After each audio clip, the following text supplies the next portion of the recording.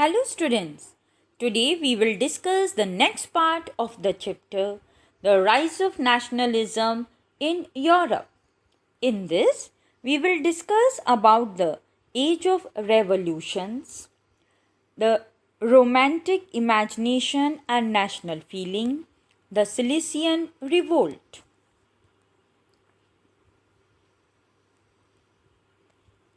First, we discuss about the Age of Revolution, in which we discuss the July Revolution that came up in France.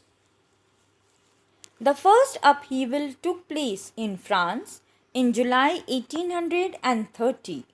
The Bourbon kings, who had been restored to power during the conservative reaction after 1815, were now overthrown by liberal revolutionaries who installed a constitutional monarchy with Louis Philippe as its head. Then came the Belgian Revolution, that was also in July. It sparked an uprising in Brussels, which led to Belgium breaking away from the United Kingdom of the Netherlands. Then came the Greek War of Independence. Nationalist feeling among the educated elite, Greece were the first to break away from the Ottoman Empire. The nationalists of Greece also wanted a freedom. So, with the support of many people, example Lord Byron, who organized funds to fight the war, they became an independent country. The Greek War of Independence started from 1821 and continued till 1832. With the Treaty of Constantinople, Greece became an independent country. Here you all can see the yellow colored portion, that is Greece, and the grey colored portions, that is the Ottoman Empire.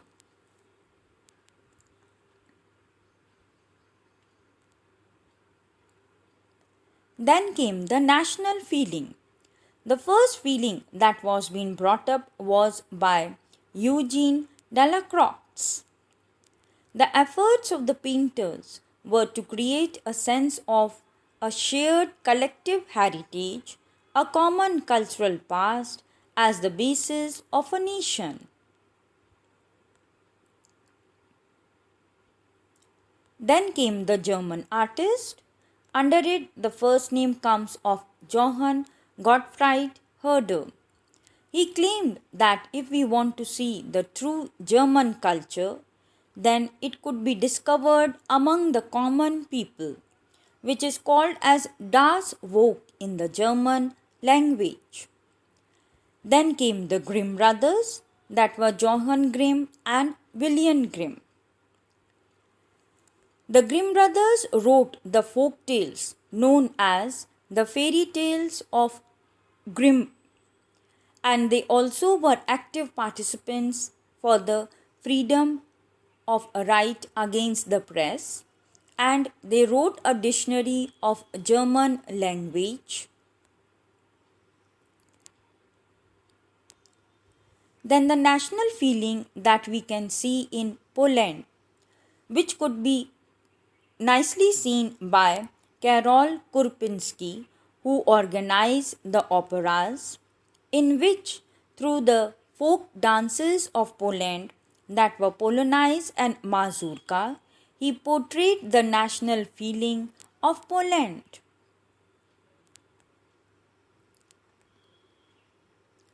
Then came the hunger, strike and hardship. Due to increased population, the unemployment prevailed and many places became overcrowded. Advanced industrialization in England created hardships for the small producers. At the same time, there was bad harvest and a rise in the food prices, due to which there was widespread pauperism, that is extreme poverty, and the people came out of the streets and protested.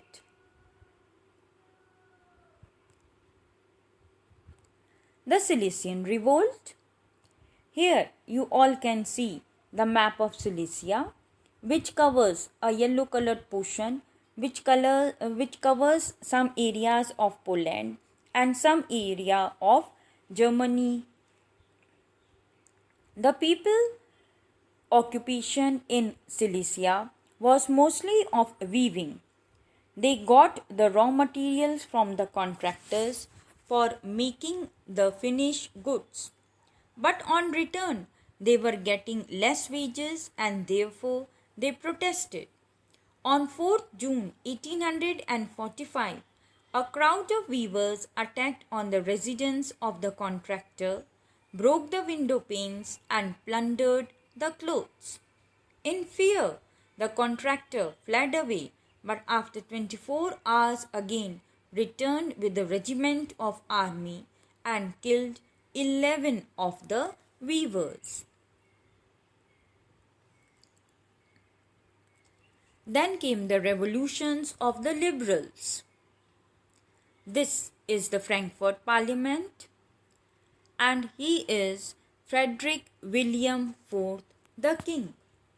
The middle class professionals like shopkeepers, lawyers, businessmen demanded an all German National Assembly. So they assembled themselves in the Frankfurt Parliament. This is the Frankfurt Parliament on 18th May 1848 with 831 representatives. The Frankfurt Parliament was organized in St. Paul's Church. They drafted a constitution for German nation subject to a parliament. When they offered the crown to Frederick William IV under the above terms, he denied and joined with other monarchs to reject it. As a result, the parliament was disbanded. Then comes the right for the women. The granting of issuing of political rights to the women was a continuous process. Women had participated actively in different movements. They formed their own political clubs, founded magazines, participated in meetings and demonstrations. But when the Frankfurt Parliament was convened, the women were admitted only as observers.